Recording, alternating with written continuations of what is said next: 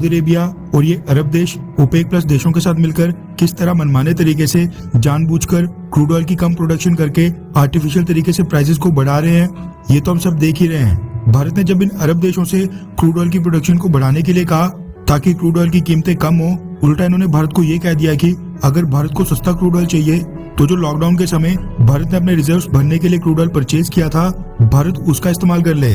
भारत ने साल 2019 financial year में $98 बिलियन, 2020 में $92 बिलियन और 2021 में $61 बिलियन के क्रूड ऑयल इंपोर्ट किए हैं। टोटल पिछले 3 सालों की बात करें तो ये फिगर बनता है $251 बिलियन, जो कि किसी भी देश के लिए बहुत ही ह्यूज अमाउंट है। और ये अरब देश बैठे बैठे हमारी कमाई उड़ा रहे थे, लेकिन अब भारत को नसीहत देने वाले सऊदी अरेबिया और इन अरब देशों को भारतीय सरकार ने बहुत ही बड़ा झटका देने की तैयारी कर ली है, वो भी 10-20 साल नहीं बल्कि अगले 3 से 5 सालों के अंदर, जिससे ये $250 बिलियन में से एक ह्यूज अमाउंट तो बचेगा ही, लेकिन हम फ्यूचर में इंपोर्टर से एक्सपोर्टर देश के रूप में भी उभर पाएंगे।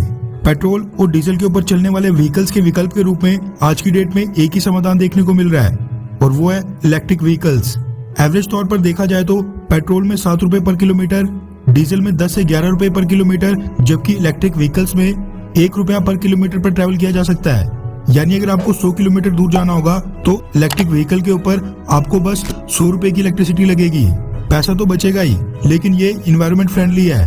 दुनिया के बाकी देशों में इलेक्ट्रिक व्हीकल्स काफी ज्यादा पॉपुलर हो रहे हैं, लेकिन भारत में ये सेगमेंट आज भी पॉपुलर नहीं हो पा रहा है, क्योंकि भारत में इलेक्ट्रिक व्हीकल्स को चार्ज करने के लिए इलेक्ट्रिक व्हीकल्स के चार्जिंग स्टेशन का इंफ्रास्ट्रक्चर बिल्कुल भी नहीं है। जिन भी लोगों के पास इलेक्ट्रिक व्हीकल्स हैं, वो बस अपने घरों पर इसको चार्ज कर पाते हैं, जिसकी वजह से आज की डेट में भारत में इलेक्ट्रिक व्हीकल से हम लॉन्ग डिस्टेंस पर जा ही नहीं सकते हैं। ऐसे में कई सारे लोग इलेक्ट्रिक व्हीकल्स बस इसीलिए नहीं खरीद रहे हैं क्योंकि वो इसको बस घर पर ही चार्ज कर पाएंगे, जिसकी वजह से पेट्रोल डीजल वाली कार्स की बिक्री धड़ाधड़ हर साल बढ़ रही थी। क्रूड ऑयल का इम्पोर्ट बिल लगातार बढ़ते जा रहा था। सऊदी अरेबिया और ये ओपेक देश लगातार अमीर होते जा रहे थे, और वही भारत का पैसा फिर ये देश पाकिस्तान को फाइनेंशियल एड के रूप में दे रहे थे। लेकिन अब बहुत ही जल्द ये सब कुछ बंद होने वाला है। रेफरेंस के लिए आपकी स्क्रीन पर लाइव मिनट के आर्टिकल का स्क्रीनशॉट है, जिसके मुताबिक भारतीय सरकार ने फैसला किया है कि इलेक्ट्रॉनिक व्हीकल्स को बढ़ावा देने के लिए अगले 3 से 5 सालों के अंदर भारत की PSUs पब्लिक सेक्टर अंडरटेकिंग यानी भारत की सरकारी कंपनीज भारत में कुल 22,000 इलेक्ट्रिक व्हीकल्स चार्जिंग स्टेशन खोलने जा रही हैं। रिपोर्ट्स के मुताबिक इंडियन ऑयल कॉर्पोरेशन खोलेगा 10,000, भारत पेट्रोलियम खोलेगा 7,000, जबकि हिंदुस्तान पेट्रोलियम खोलेगा 5,000 इलेक्ट्रिक चार्जिंग स्टेशन। सरकार ने इन सबको मिनिमम 3 साल के अंदर सेटअप करने के लिए कहा है, और मैक्सिमम 5 साल के अंदर तो इन सबको 22,000 EV चार्जिंग स्टेशन किसी भी हाल में सेटअप करने ही पड़ेंगे। इलेक्ट्रिक व्हीकल चार्जिंग स्टेशन का इतना बड़ा रातों रात नया इंफ्रास्ट्रक्चर खड़ा करना किसी भी देश के लिए बेहद डिफिकल्ट होता है।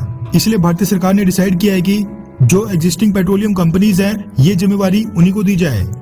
ये तीनों कंपनीज अपने एग्जिस्टिंग पेट्रोल पंप के नेटवर्क का इस्तेमाल करके ये नए चार्जिंग स्टेशन सेटअप करने वाली हैं।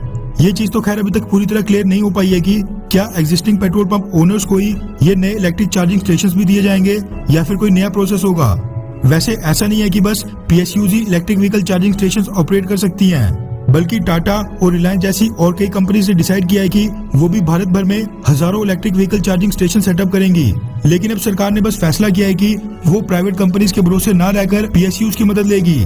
भारतीय सरकार ने साल 2030 तक टारगेट रखा है कि साल 2030 के बाद भारत में बिकने वाले सभी 4 व्हीलर्स में 30% इलेक्ट्रिक व्हीकल्स हों। लेकिन कई सारे सर्वेस बता रहे थे कि आज की स्पीड से देखा जाए तो 30% का आंकड़ा बेहद मुश्किल है। ये फिगर रहेगा तकरीबन 8 से 10% के बीच, या फिर मैक्सिमम 15% तक जा सकता है, जिसके चलते मोदी सरकार को अगले 3 सालों में 22,000 electric vehicle charging station setup करने का फैसला लेना पड़ा। प्रधानमंत्री नरेंद्र मोदी रिसेंटली ग्लासगो में COP26 क्लाइमेट समिट को भी अटेंड करने गए थे, जहां पर उन्होंने ऐलान किया था कि भारत साल 2070 से पहले नेट जीरो एमिशंस के टारगेट को अचीव कर लेगा। उसके मद्देनजर भी ये बेहद इंपॉर्टेंट स्टेप है। बस आपसे रिक्वेस्ट है कि अगर आप कोई न्यू कार लेने के बारे में सोच भी रहे हैं तो इलेक्ट्रिक व्हीकल के ऑप्शन को जरूर कंसीडर करें, जो कि लॉन्ग टर्म में बेहद ज्यादा फायदेमंद साबित होगा। बाकी आपने करना तो वही है जो आपकी मर्जी होगी। इस तरह की डिफेंस, फाइनेंस और इंटरनेशनल न्यूज हम इस चैनल पर लगातार लाते रहते हैं। अगर आप हमारे चैनल इंडियन अफेयर्स के ऊपर पहली बार आए हैं तो आगे बढ़ने से पहले चैनल को सब्सक्राइब करके बेल आइकन दबाना ना भूलें। साथ में नीचे कमेंट करके बताएं कि क्या आप अपना अगला व्हीकल इलेक्ट्रिक व्हीकल खरीदने के बारे में सोच रहे हैं, हाँ या फिर नहीं। नीचे कमेंट